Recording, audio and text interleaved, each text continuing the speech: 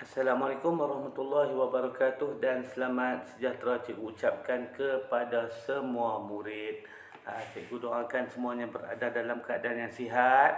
Okey, baik, bagi sesi PDBR kita pada minggu ini, kita akan belajar berkenaan tajuk 1.3 set arahan bagi aktiviti harian.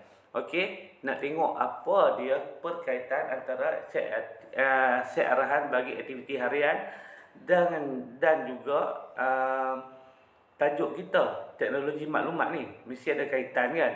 Jadi kita nak tengok dulu. Okey, jom kita sama-sama mulakan. Baik. Okey, set arahan bagi aktiviti harian. Okey, tengok gambar ni ada dua orang kawan, Nadia dan Nicole, sedang belajar membuat kuih apam dengan merujuk buku resepi. Okey, kemudian buku resepi dia tu bahan-bahan dia 3 biji telur, 1/2 cawan gula, 2 cawan tepung gandum dan sebagainya, sampai cara membuat, campurkan telur apa semua sehingga kukus adunan hingga masak. Okey, itu cara buat dia.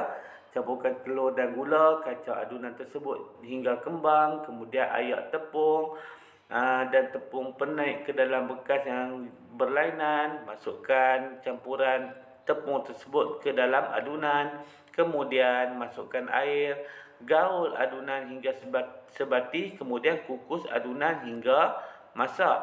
Okey, ini pula set arahan untuk membuat kuih apam. Okey, masukkan 3 biji telur, 1/2 cawan gula dalam bekas adunan yang sama, kacau hingga kembang. Okey, apa beza set arahan dan juga resepi? Resepi dia apa punya sukatan yang bahan-bahan yang diperlukan di cara masak. Ini set arahan. Bagaimana nak buat secara teratur daripada resepi yang tadi itu, dituliskan secara teratur bagaimana nak buat daripada permulaan hingga akhir, sehingga kukus, hingga masak tu dalam keadaan yang tersusun. Okey, itu nama dia, itu maksud set arahan. Okey, langkah pertama, masukkan 3 biji telur ke dalam bekas adunan. Kemudian masukkan 1/2 cawan gula ke dalam bekas adunan yang sama. Ketiga, kacau adunan hingga kembang. Ayak 2 cawan tepung. Ayak 1 camca. Gula serbuk penaik. Ayak 1 camca besar serbuk penaik dalam bekas yang berisi tepung. Masukkan campuran tepung ke dalam bekas adunan, masukkan air, gaul hingga sebati, kukus adunan hingga masak. Itu dia punya set arahan. Okey, jadi apa pula perkaitan antara set arahan dengan atur cara komputer? Okey, jawapan dia, peratur caraan komputer adalah seperti menulis satu resepi. Okey, langkah memasak mewakili atur cara komputer. Okey, baik, sebagai latihan, cikgu nak kamu cuba tuliskan satu set arahan bagi permainan tradisional yang berikut. Yang pertama, permainan aci bulat. Yang kedua, permainan perigi beracun.